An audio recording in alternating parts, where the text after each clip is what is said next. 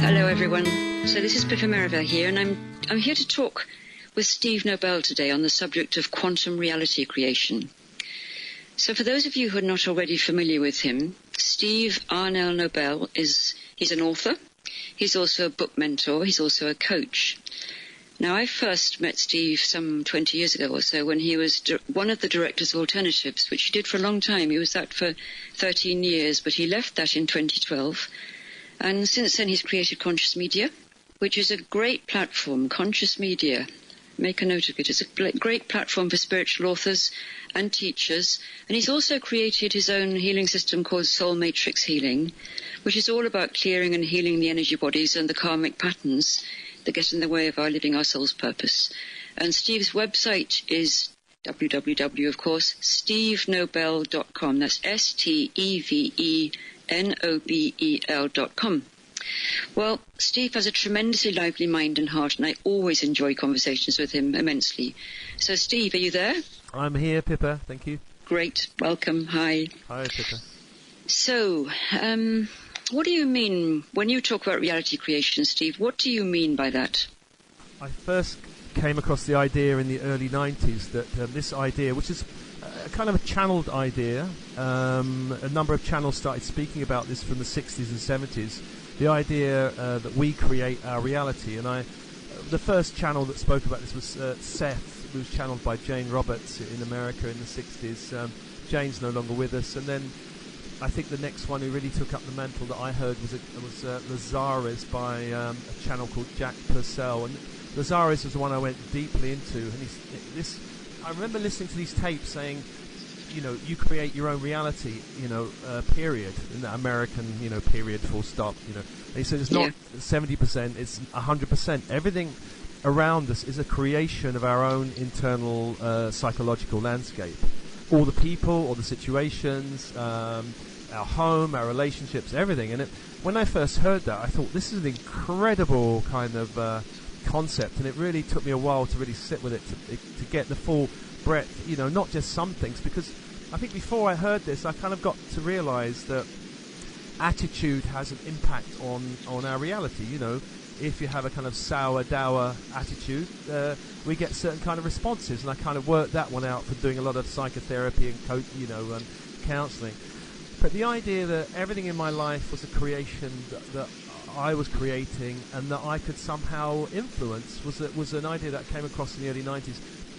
Listening to kind of hundreds and hundreds of channeled tapes and reading loads of books. All my old books in the bookshelves of like history and philosophy were soon wiped away by all these kind of new channeled metaphysical books.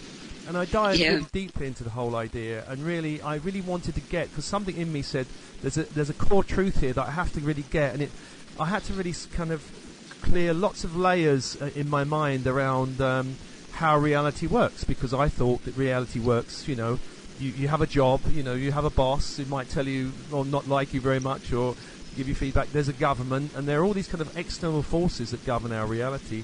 But this was a radical idea that says actually the real director of our whole life is us. And it took me years, and so I dived into the whole metaphysical scene, into channeling. I worked with a lady called Jill Edwards who runs something called Living Magically. She was an amazing teacher. She left the planet in 2011.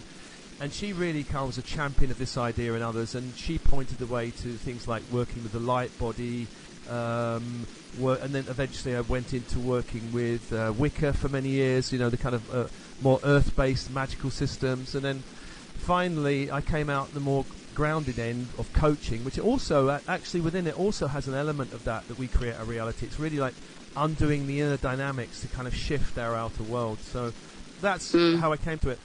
And really, I've been practicing for about 20 years, and I really think if the idea works, it has to work. It's not just an idea; it has to actually show me that it works. Yes, quite. I remember one of the first people, actually the first person who ever told me the idea was a crystal healer therapist. Her name was Beverly. I've lost touch with her now, unfortunately, but I know she's around town, but I'm kind of not really in touch with her. But I remember her saying that you create your reality, and I was thinking, well, what do you mean? And she explained it, your thoughts, your beliefs, your emotions, your choices, your intentions, your focus, all of it creates your reality. Yeah. And I thought, wow, that's an amazing idea. She said, go and practice it. So I completely new at this, thinking, well, all right then, I know I'm always late for appointments with her because I used to see her once a week, and I thought this is the ideal way to test it out was to try this. And she lived in beyond Shepherd's Bush, West London, and I lived in South London. It was quite a long drive actually to get there, and I was always about 20 minutes late, or half an hour late, or it always worked out that way. So I thought, well, I know what I'll do. I'll visualise myself going through every traffic light will go green. Everyone will be green, and I still was late. The next appointment didn't work. So I thought, I said to her, it didn't work, she kind of said, well, try again, And then I had an inspiration, instead of doing, it's quite hard work to imagine like 20 traffic lights all going green, I'm sitting at the traffic light, imagine, come on, go green. And so I had a different idea. I thought, I'll just visualise a clock and me stepping into a house at exactly the right time. And that was a revelation, because for the next 6 weeks, I got there within a minute before, never late, but within a minute of the time of my appointment for 6 weeks. And I thought, that is incredible. That means somehow I'm shifting, and I wasn't leaving particularly any earlier or anything. It wasn't like, even if I had, I'd have got there massively early. But I was getting there exactly on time. So that said, there's something in this. And I mean, from there, I've experimented in the last 20 years in all kinds of areas, from relationships to work. And my whole life has changed completely on its head from the time I started. My work has changed, my relationships changed, my sense of abundance has changed, opportunity has changed, possibility, all of that. So it's really, I'm talking it really from the laboratory of my own life, rather than, I've read this book and I think it's true, Yeah. We need the laboratory. We do, There's absolutely The books are good pointers. The books get us started, or the people we meet. Yes. And then it's the practice that does it. Yes. Yeah. So and I think for everybody on the planet, it was when we or anybody who's seeking, when we were first faced with that idea, it was an incredibly huge challenge to what had been reality before that, wasn't it? Yes. And if you could embrace that, as you did. So you've absolutely embraced it in your life. And what have you found is the things, I mean, you've described your drive through London and wanting the lights to go green. Yeah. What do you think gets in the way of that process of creating the reality that your heart longs for, that your soul longs for? I think, really the most fundamental thing is when someone actually completely doesn't believe, like the mass mind would go, that's not the way reality works. Reality works through the stock market, reality works through government, change in policy, and and all these things, of course, do impact our reality. But a person who cannot see any separation between who they are showing up in the world and the reality around them, who's got no sense of this whatsoever, is a major block. Now, someone very close to me, for many years as we were growing up, was saying, it's all, what's happening to me is other people's fault. It's always, it's never me. It's always a school teacher or a school system or a work which is totally bullying me, and this went on for years. I mean, finally that person has kind of shifted, actually, but it was very torturous watching this. It was somebody I cared about quite deeply. So really, if we can't separate, or we reject the idea, nothing. There's no way I can influence my reality or shape it in any sense or whatsoever. So really, I mean, there's a brilliant system which I came across, or Jill pointed to, called Huna, which is an Hawaiian system that says really reality is created at 3 levels, and this is the 3 levels of our mind. The first level is the conscious mind, which the conscious mind is really, you can think of the left and right sides of the brain, the left being logical, linear, planning, strategy. It's much more externally focused, the left brain. It's like, how do we build this bridge from A to Z? It's that's an engineer or an IT engineer are going to have very left brain. That's what the way they're built usually. They excel at that because they're quite left brain. Right brain is imagination, intuition, feeling, creativity. It's much more internally focused. Now, the function of the conscious mind is to assess and make choices in our reality. It looks at a reality and assesses it and makes choices. That's the function of the conscious mind.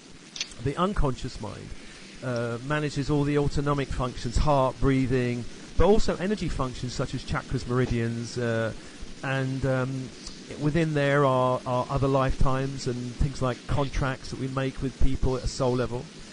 And the third level, according to Huna, is higher consciousness, which is soul purpose, destiny, access to multi-dimensional nature of the soul, and beyond to monadic consciousness. So we have these three levels, and most people might run, I think the majority of the world, as we're trained, are just really running on left brain logic. Yes, quite. Absolutely. They've got no connection to their unconscious, not even to their body, or I should say actually the unconscious is also emotional. So you can tell a left brain person, no connection to emotion, very poor connection to their body, all in the head. So really, the work really is about bringing the left and right brain together, connecting to our emotions and our body. This is really, the body is the magical wand that I've always felt, that if we're not connected to our body, we can't really manifest anything. I love that description. The body is the wand. Yeah, the body's the wand, and it's the body. Beautiful. Yeah, it's the body's the one that channels all the energy towards things and whatever. So we've really got to kind of work on connecting. The reality creation is in two parts. The first part is working with our conscious and unconscious mind, and the second part, which is really the quantum part, is where we pull in our higher conscious mind, which is really where we can connect to beings like Metatron and beings like, guides and angelic forces. But if we haven't kind of worked on our left and right consciousness mind, or if we haven't connected in some way to our unconscious mind and started to become aware of our belief systems and our conditioning, then we can't really access our higher conscious. This is why religion kind of doesn't work. It's mostly in the head. There's some great rituals in religion, but if it's all in the head and the body's not involved, then you can't connect with spirit. This is why traditionally, there's candle lighting. This all invokes a sense of magic and a sense of wonder, and that's the deep meaning of ritual. It's mostly been lost, But what really blocks us is so an unquestioning mind, particularly one that asks the wrong questions, like who's to blame instead of what needs to change or be done differently. That's a major block in the conscious mind. Being too left-brained, or too right-brained, we really, if we're too left-brained, we really need to start moving towards the right brain, moving towards the body, the emotions, the imagination. If we're too right, and Pippa, in this world, there's most of the people we meet in the mind-body-spirit world are too right-brained. They're too dreamy, they're too floaty. Yes, right. They need to have a sense of strategy, of structuring, of linear thinking. We don't need to get rid of the mind. We need to kind of embrace it. We have a mind for a reason. Another problem or another cause for blocking reality creation is where people are thinking about problem instead of possibility all the time. And most of the people we meet are trained to think of analysing the problem and thinking a way through the problem. Yes. But what happens if we're only focusing on solving problems is we tend to attract more problems to solve, Energy. It's the way it is. Yeah. Really. Yeah. I managed a team in local government for some years, and they kept presenting me with problems. We got this, and I kept on solving the problem. Meditating, getting the idea. For example, our shift 24/7 shift rota pattern doesn't work, so I downloaded a whole new rota for them. I didn't work it out; it was all downloaded in my sleep state, actually, and I presented it, and then they come up with something else that was a problem, and I saw that they were just trained to think about problems. That's all life is, one problem after another. Whereas when we shift into possibility, it's what is possible here. It's a real big shift, in terms of reality. But the major block... It's huge. It's huge, isn't it? Yeah. The major block really comes from our unconscious mind. It's really our conditioning. This is the major block in most people. Conditioning and belief are the major problems. For example, I came from a very working class family where money was very tight, but most importantly, my parents had very strong views about money and work and what's possible in the working class zone, and I remember I hit up against this when I started. I was doing very well at school. I excelled, I was doing A-levels, I was academically quite bright. And I remember my father saying to me one day, I'm not supporting you to go to university. You've got to get a proper job. Right. So that was that was me coming up against that kind of my father's belief. And Actually, at the time when I was 17, I didn't really have the confidence to go against it. You know, I thought, oh, well, gosh, I've got to get a job. So that started me off in a whole different train, really. Yeah. But, you know, so... And another example would be a friend of mine who come from a very wealthy family who, although she led a very alternative lifestyle, always attracted money, always attracted work that paid her very well, always managed somehow to negotiate her way through the world so that she did all right. So our beliefs, you know, our conditioning point to our beliefs, and we have beliefs about everything from work, health, relationships, and, you know, for example, a belief about money would be, you know, there's not enough to go round, I can never have enough, there's always more flowing out than flowing in, to money is evil, or I have to sell my soul to earn money, you know, that kind of thing. It's really good to be aware of these kind of beliefs, because they're the kind of pointers of the boundary of our reality. You know, if we think that only a certain amount of money can flow into our life, then that's all we can create, really. You know, it's like a fence, isn't it? It's like a fence, yeah. It's becoming aware of the boundaries of our fence, and again, and really, if we're not aware of the boundary of what we think is possible, so for example, I remember having this boundary around work, which was I can earn money. I mean, I could earn money, but I never enjoyed a moment of it. That was my boundary. It's fine to earn 20, 30 quid an hour, but but my boundary was I can't have any joy in it. You know, I worked in banking and local government. There was no joy. It was kind of stressful. And then I shifted career into alternatives, and I remember feeling I started selling books. I remember I earned my first night. I earned £10 selling books, and I almost took that £10 and framed it. I just thought, this is the most joyful £10 I have ever earned in my whole life. And that shifted a boundary for me around work and money, you know. Oh, that's beautiful. Yeah, that's lovely. So it's becoming aware of those kind of subtleties, you know. It's not just about money, but what about money and joy? What about money and creativity, or money and playfulness? There are all kinds of combinations that we can look at and go, well, yes, I can earn, like, for example, I met someone who earned a lot of money in insurance. He was CEO of an insurance company, but he was very interested in creativity and art. But he collected it. He never did it, because his belief system was, I can make money and I can collect art, but I can't possibly do it. You know. Yeah. So you see what I mean? Absolutely. So really, at the most simplest level of creation, it's really around looking at our beliefs, what's in the way, and then looking at what we'd want instead of that. You know, if we've got a certain reality around money, what we'd like instead of this reality. If we've got a certain reality around our relationship, what would we like instead? And then as we start pushing the boundary out, all the kind of resistances will come up naturally. Well, I don't think I could possibly ever, you know, or I'm not the sort of person, or I'm a working class this, or they'll come up. So in terms of reality creation, it's around intention. What do you want? And there's a great exercise listeners could do would be get a piece of paper, draw a circle in it, and I call this exercise the circle of dreams. And in the circle, just write everything that your heart desires.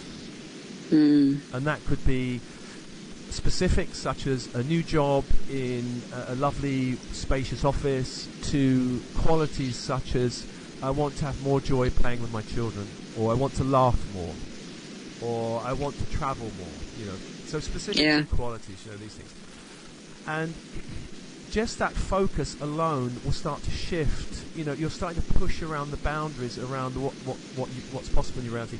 You can create. I mean, it's good to create small things like, as I said, being on time. You know, how about being on time for something, or how about in reality creation? They often say the small things like creating a parking space. You know. Oh, that's the classic, isn't it? Classic. Yeah. That was my second one. After being on time, I thought, well, I'll park my car, you know, and I'll always... So then I was visualising spaces and getting them, and I thought, this is incredible that I am getting these spaces.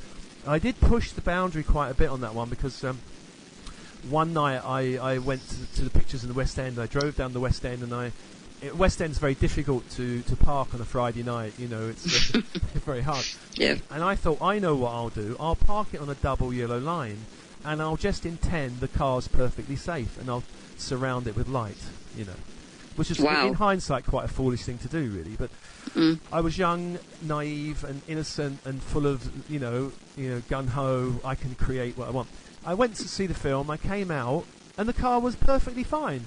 And of course, I knew it would be perfectly fine. But years later, I realised, you know what, that wasn't probably a great idea, to do. So I'm not recommending people do that.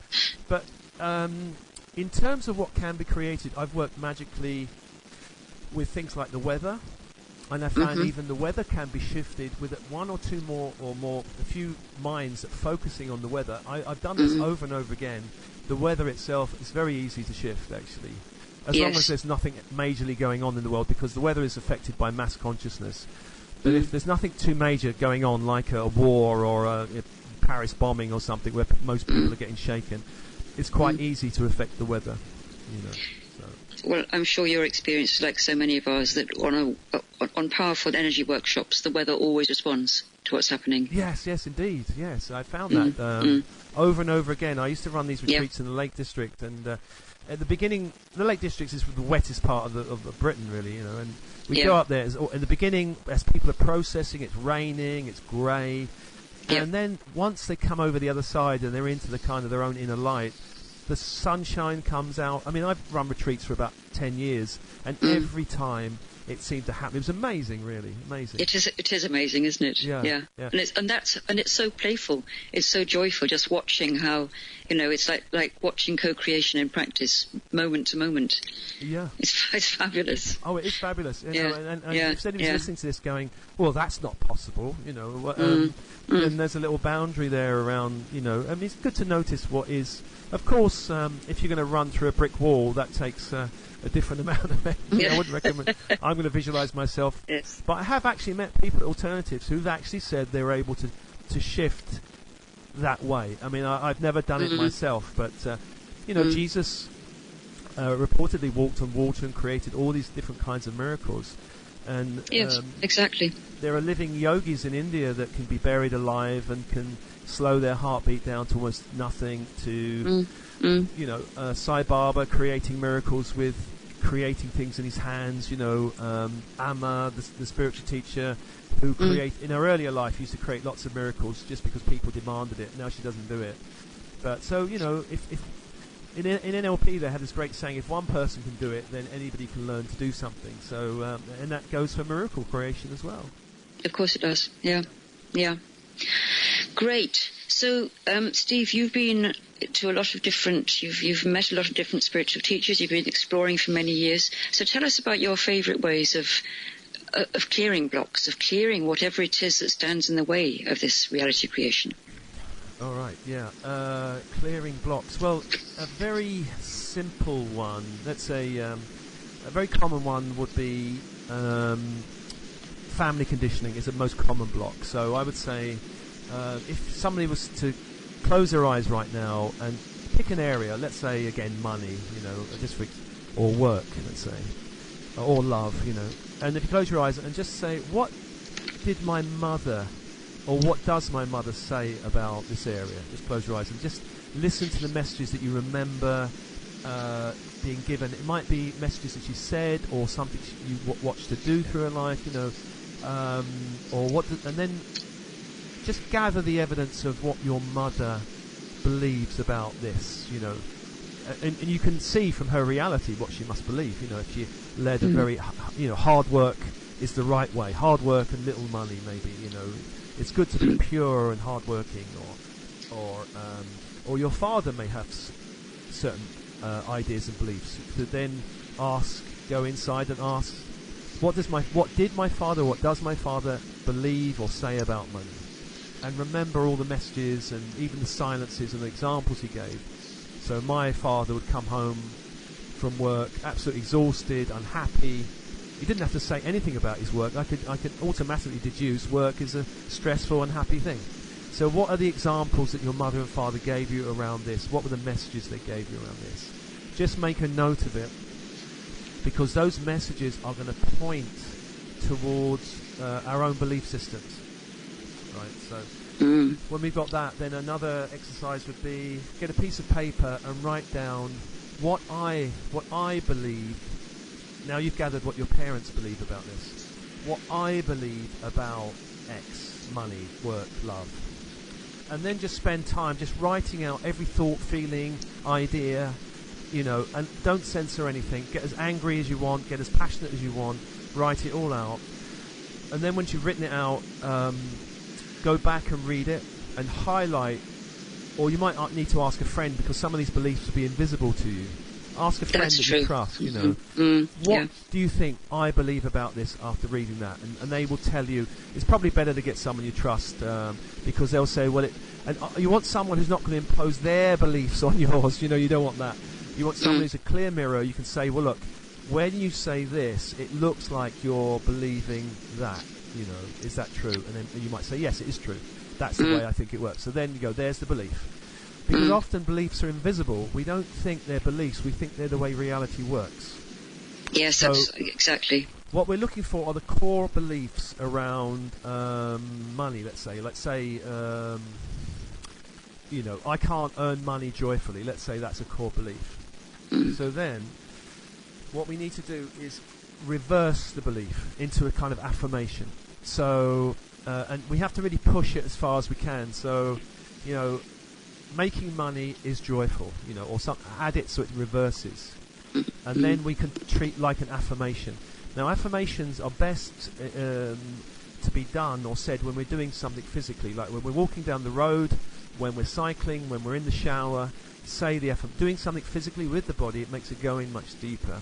So say the affirmation, and I used to, when I did this as an exercise, I used to say it 100 times a day, doing something.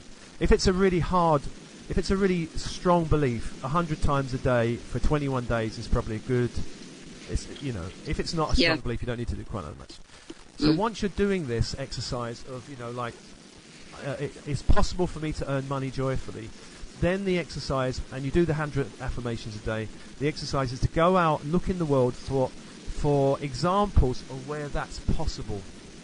So one example would be David Bowie, who passed recently, very tragically, of course. David Bowie looks like someone to me who's highly creative, who's enjoying making loads of money, doing what he probably loves doing, is joyful. It might be an artist down your local market. It might be, but you're looking for examples of people. You want as many examples as possible, because the more examples we collect, the more we see, or there's something inside our mind that goes, well, if it's possible for these 10 people, it's certainly, why can't it be possible for me? Yeah, quite. But usually when we believe something strongly, without questioning it, we go around collecting examples of that belief, So let's say we have a belief that people are basically selfish. It's a common belief, So we'll go about the day looking and noticing, there's another, there it is, I can see that person there, totally not interested in any, But what we need to do is, if we're reversing a belief like that, is going, people are basically generous and caring. Go about the day and noticing where a stranger smiles at you, where someone does something caring for somebody else. It's collecting a different kind of evidence. It's giving your unconscious mind a different point of reference. All right, so that's a good way. If the block is deeper, you could do things like creative visualization, magical work, ritual work, hypnosis, energy healing. Metatronic healing is brilliant. Of course, we're taking the story out of the body energetically. So, as you know, I'm teaching my grandmother to suck eggs, obviously. But the whole brilliance of Metatronic healing is that it can take a story out energetically. So if your family's got a story around money, and you've got a story around money that maybe goes many other lifetimes, something like Metatronic healing, I would recommend see a Metatronic healing practitioner like Pippa or Claire or many of the others, and have them take out the story in the body and implant something new. That's a great way energetically to work on these things. What I do in Soul Matrix healing again is good. Is looking at other lifetimes, clearing energetic blocks, looking at the energy fields, clearing that. So really, it's around the whole point of the work is around sharpening up the conscious mind, unifying it left and right. So we're both becoming a bit more intuitive, a bit more feeling, a bit more connected to our body, a bit more sharper on what we want around our focus, which is a bit more left brain. Our unconscious mind, we're clearing up all the beliefs and on the stories in the body and the conditioning. Once we've done that, we can go to the next stage, which is the higher stage of reality creation, which I call the kind of quantum reality stage, which is really where we start working with a higher consciousness, a higher self, which then opens the door for us to start connecting with entities like Metatron, angelic forces, guides, and these things. That's where our reality shifts into a whole nother level, because we're not now then just hard work. It's kind of, the first level can feel a bit like hard work at the beginning, especially if we're new to it. Once we've done that work, which probably we should do for a couple of years, I think, really focusing on that work, clearing out the unconscious, getting focused on what we want to do, looking at our choices, looking at our motivations, just looking at those levels, then we go into really, it's not that we shouldn't meditate, of course, but we should, but it's really like working in a quantum way with our higher mind. Really takes, for a beginner to get there, it takes probably a year or two to really start working at that level. This is where we start establishing a connection to our higher self. We start working with meditation. We start communicating with our higher self, like working. Well, what does our higher self want in this area of love? What does our higher self give us messages in terms of our work? I worked for 10 years in the city, financial systems, and then 10 years in local government. It was in the second 10 years I started working very strongly with metaphysics. And for about 5 years I was cleaning up my reality, cleaning up my relationships, cleaning up, adding more fun in my life, but really my work was the last bastion of kind of old reality. And it took me 5 years to really get, this was kind of a major step for me. Where does my higher self want me to go? And I started kind of working with it and asking for help, and starting getting a lot of synchronicities. I remember walking down, when I was still employed as a manager, walking down Acre Lane in Brixton and just saying to my higher self, should I resign now from this job? It was kind of very specific. I felt I'd done so much work. I thought, is it time? Within 24 hours, I remember getting the message, walking down Acre Lane, on the back of a T-shirt, just do it, which was just resign, really. Yeah, that's great. And then my mind rejected it. I thought, no, I can't possibly accept such a banal sign, And then I saw the same sign within about 2 minutes. I resigned that day or the next day, I can't remember. And there was a great double rainbow in the sky afterwards, and I thought, well, I'm on the right track. Reality's reflecting back to me. Yes, you're doing it. But then I really had about 2 years of going, well, I tried all kinds of different things, from selling blue algae to selling books in the bookshop, and until I really found my path at alternatives, which really got me, this is where I need to. I was volunteering at alternatives, and I started working in the office, and then I became a director within a couple of years. I was a director of the company. So the higher self gave me the right timing, because if I hadn't resigned at that moment, I'd probably missed the moment of opportunity that came about 2 years later. That's a really important point, isn't it? Yeah, I think so. Trusting the divinity of the timing, trusting that the timing is right, and being responsive. Yeah, totally.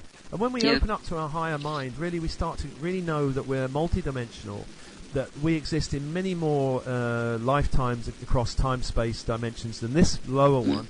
And some of those are resonating at a much higher frequency.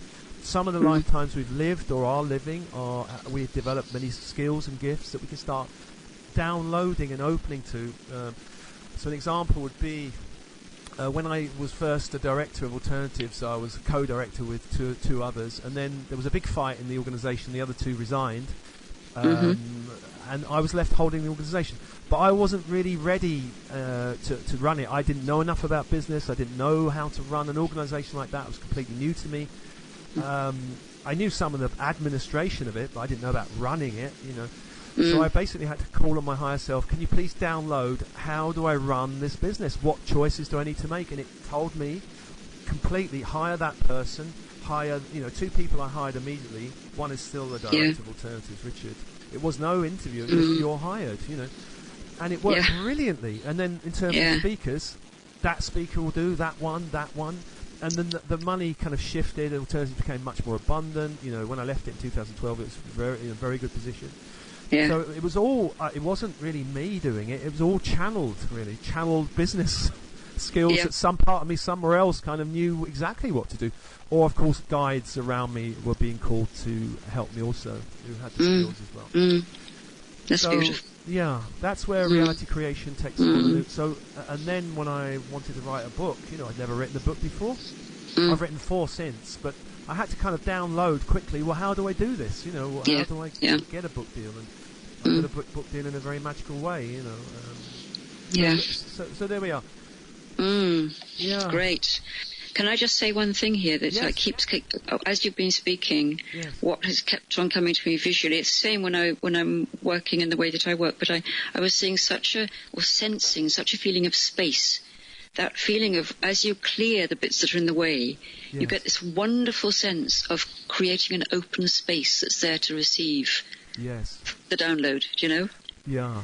And really, it is such, the vibrational aspect is so important, and this is why I love the Metatronic healing so much, because in all of the trainings that I've done, each one was a kind of download of a higher vibrational frequency, which is why I did it, really, because I felt each level is accessing me to another level of this Metatronic healing, which also impacted upon my ability to create what I want to create in life. So I think it also has that double whammy, not only are you becoming a healer, but you're also shifting your ability to create differently in the world, I think. Yeah, absolutely. Yeah. Well, Steve, this is all wonderful. Would you like to lead the audience, the whoever's listening out there, would you like to lead us through a meditation? I think that would be a beautiful thing if you could do that now. Yes, okay, brilliant.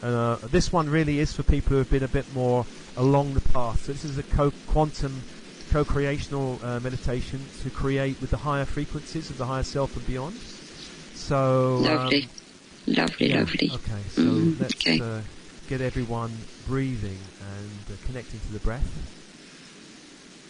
So if you take a breath in the body, and with the breath, really connect with the body, because as we said earlier, the body is the magical wand that channels all the energy. So with the in-breath and the out-breath, just imagine with each breath you can connect even more fully to this physical vehicle of blood, bone and matter. Blood, bone and matter. And imagine with each breath you can breathe in energy and light from the universe around you. Energy and light from the universe around you.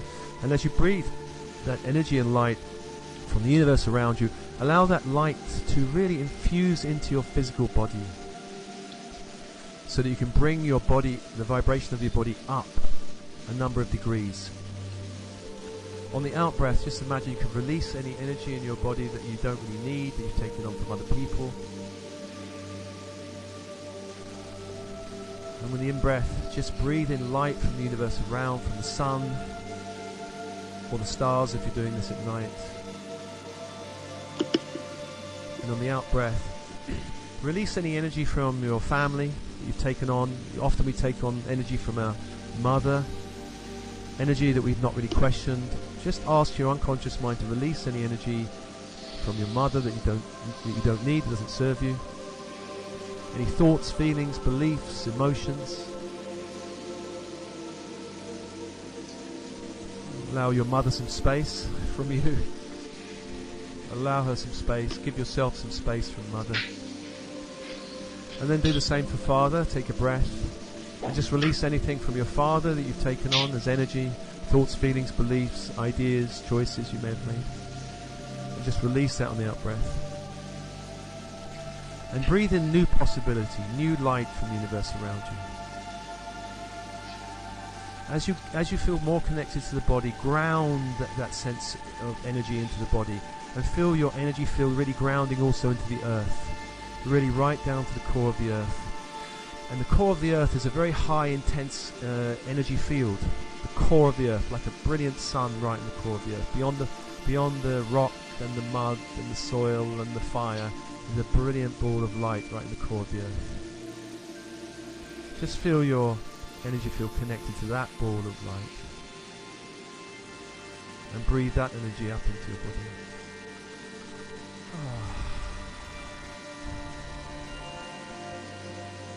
And then imagine reaching up with your energy field up to the core of the sun.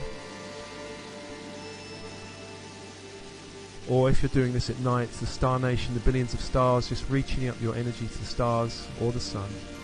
And then pulling down light from the sun or stars, higher frequency stars, down into your body. And opening the inner circuit between earth and sun or earth and stars. Because we are a being that's connected both to the earth and to the cosmos. And allow this energy to fill you of both cosmos and Earth. Cosmos and Earth. And bring to mind that miracles are really just a matter of a heartfelt desire plus a high vibrational force. Miracles are just a matter of a pure heartfelt desire plus a high vibrational force that really affirm anything is possible for you right now. Anything is possible for you right now. All limitation is just self-imposed. All limitation is just self-imposed. Reality is not fixed. Reality is more fluid than you possibly imagined. There are rules in the matrix of reality that can be bent. And there are rules in the matrix of reality that can be transcended. Call your higher self to you now and imagine a ball of intense diamond white light descending down from the cosmos, down through your higher chakra system, down around the top of your head and into your body. And imagine you can call your higher self as a field of intense energy around you now. And imagine pulling that energy into your body, into this kind of magical wand, this physical vehicle, which is itself divine. Divine. The body is a reflection of the soul, of your thoughts and feelings. Your body is a reflection of your soul. Pull this light into the body. Pull the light into the body and feel every cell of your body being uplifted by your higher conscious mind. By your higher conscious mind. And right now, just open your heart and think of something that you want to create in your reality. In this high vibrational light, open your heart. Think of something you want to create in this reality. Could be something around your work. Could be something around your relationships, your friendships, your money and wealth. Could be something around a particular project or opportunity. Could be something around something like, for example, traveling to a continent. Just call something to mind that you want. Now this, if it's a real heartfelt desire, it'll be something you're willing to step towards. It's not a fantasy that you're really running away from something in your reality because it's an escape from. This is a moving towards something you really want to create. Maybe writing a book. Maybe having more fun in your life. Maybe more play. Maybe a greater sense of spaciousness. You know, especially if you lead a very tight life, how would it be to have greater space around your work, your friendships, a greater space around money? What about a greater sense of connection to a different kind of work, more supportive people in your work perhaps, a different working environment, perhaps more opportunity of working at home, not having to commute on the train, you know, for 2 hours every day or something like that. So it's really about focusing on what you want, not what you don't want. Of course it's leaving behind something you don't want, but think in terms of something perhaps specific you want, and then think of the feelings and the qualities that this experience will give you, such as joy, spaciousness, connection, play, creativity, innovation, success, however you define that. Now remember, with any heartfelt desire, that the moment you create something for yourself that's heartfelt, you not only bless yourself and your life with more light, you also bless the world and give permission to others around you to do the very same in their reality. Remember that as you bless yourself and your reality with more possibility, more light, you also bless others around you and give them the permission to do the same, so that you don't have to have people around you who are martyring themselves to a hard reality, where reality is hard, reality is suffering. You can uplift yourself, and that's a gift to the world. See your desire now as an energy field that surrounds you. So whatever the desire is, imagine it's work. See this desire as an energy field around you, and notice the colours of this energy field, and maybe any images in the energy field, like things that you specifically want, like a bigger desk, or if it's love, you know, a certain type of date that you're going to go out on. Just notice it's an energy field around you, and within that energy field are specific shapes, images, experiences that you can see visually. Perhaps there's little videos going on. Add more colour to this energy field, to these little videos of you experiencing these things in the future. Make the colours either more intense or more subtle. Add new colours. Imagine you've got dials in your consciousness that change the colour, tone. Maybe add more sound to your video. You can hear yourself going, ooh, ah, as you experience something different in your reality. If you don't have that sense, oh, this is just what I want, then there's no real power for you to move towards it, you know. There's got to be something you really would delight in experiencing, you know, that delight in going to a new country and just sitting on a beach and feeling the sand in your toes and the blue sea in the distance, you know, and perhaps jumping in the ocean, and imagine going in for a swim and swimming in that lovely warm azure blue water and looking up to the sky above, which reflects that a different shape of, a different colour of blue to the ocean you're swimming in. Perhaps you want to go to Egypt and visit the temples, you know, the pyramids, and imagine yourself climbing, you know, down or up some steps in a pyramid and just feeling the walls and smelling the smell of going into a pyramid. Or perhaps it really is going on a date with someone that you absolutely love, and the conversation's great, and you know the food is fantastic, and the setting is amazing. You know, maybe you're in your favourite restaurant overlooking a certain river or something like that, and the whole evening unfolds beautifully, and they want to see you again, and you want to see them again, and so on. You know, and the feeling of love and of how much happiness it gives you. The feeling is very important around this, of course.